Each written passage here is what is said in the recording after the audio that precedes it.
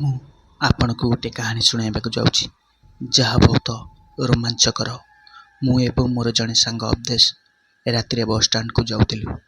ତ ମୋ ସାଙ୍ଗ ଅବଦେଶ ମୋତେ ଶୀଘ୍ର ଶୀଘ୍ର ଚାଲିବା ପାଇଁ କହୁଥାଏ।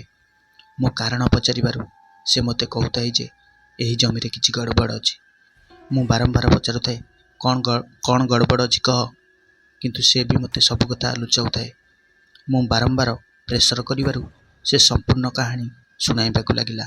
ଅବଦେଶ ଆରମ୍ଭ କଲା। ବହୁତ ବର୍ଷ ପୂର୍ବର କଥା। ଆମ୍ଭ ଗ୍ରାମରେ ଜଣେ ଲୋକ ଏହି ଜମି ରାସ୍ତା ଦେଇ ରାତିରେ କେଉଁଆଡ଼େ ଯାଉଥିଲା। ଏହି ଜମି ପାଖରେ ତାକୁ ପରିସ୍ରା ଲାଗିଲା। ତେଣୁ ସେ ଗୋଟିଏ ଗଛ ପାଖରେ ପରିସ୍ରା କଲା। ଆଉ ଚାଲିବାକୁ ଆରମ୍ଭ କରିଛି।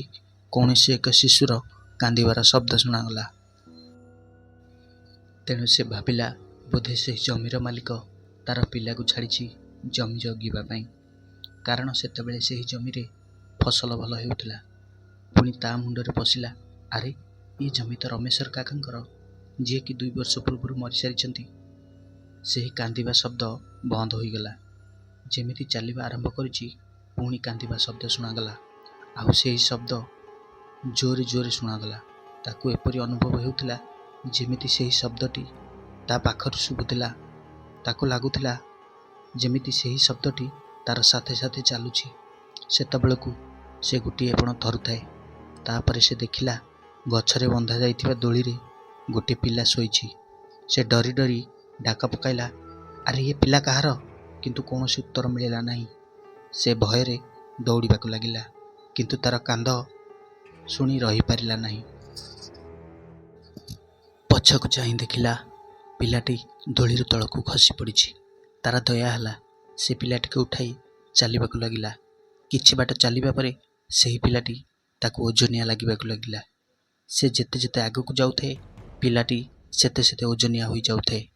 ତାକୁ ଟିକେ ଆଶ୍ଚର୍ଯ୍ୟ ଲାଗୁଥାଏ, ଆରେ ଏହି ପିଲା ତ 8 କେଜି ପରି ଲାଗୁଥିଲା, ଏବେ ତ ଇଏ ପୁଣି 20 କେଜି ପରି ଲାଗିଲାଣି।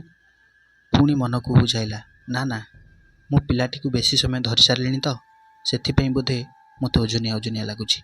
ତାପରେ ସେହି ପିଲାଟିକୁ ଦେଖିଲା ବେଳକୁ ପିଲାଟିର ଗୋଡ଼ ଲମ୍ବା ହୋଇ ଝୁଲୁଛି। ସେ ଡରିଯାଇ ପିଲାଟିକୁ ତଳକୁ ଫିଙ୍ଗିଦେଲା। ପିଲାଟି ତଳେ ପଡ଼ିଯାଇ ଜୋରରେ ହସିବାକୁ ଲାଗିଲା। ଆଉ କହିଲା, ତୋର ଭାଗ୍ୟ ଭଲ, ତୁ ମୋତେ ଫିଙ୍ଗି ଦେଇଛୁ। ଯଦି ଥରେ ମାତ୍ର ମୋର ଗୋଡ଼ ତଳେ ଲାଗିଥାନ୍ତା, ତେବେ ମୋ ଠାରୁ ତୋତେ କେହି ବି ରକ୍ଷା କରିପାରିନଥାନ୍ତେ। ସେହି ଲୋକଟି ଦୌଡ଼ି ଦୌଡ଼ି ଆସି ଗାଁ ପାଖରେ ବେହୋସ ହୋଇ ପଡ଼ିଗଲା। ପ୍ରାୟ 6 ଘଣ୍ଟା ପରେ ତାର ହୋସ ଆସିଲା।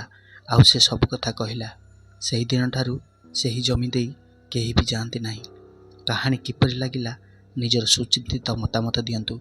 ଗୋଟିଏ ସବସ୍କ୍ରାଇବ୍ କରନ୍ତୁ, ଲାଇକ୍ କରନ୍ତୁ, ସେୟାର କରନ୍ତୁ, ଆଉ ନୋଟିଫିକେସନ୍ ବେଲ୍ ଦବାଇ ଦିଅନ୍ତୁ ନୂଆ ଭିଡ଼ିଓ ପ୍ରଥମେ ଦେଖିବା ପାଇଁ।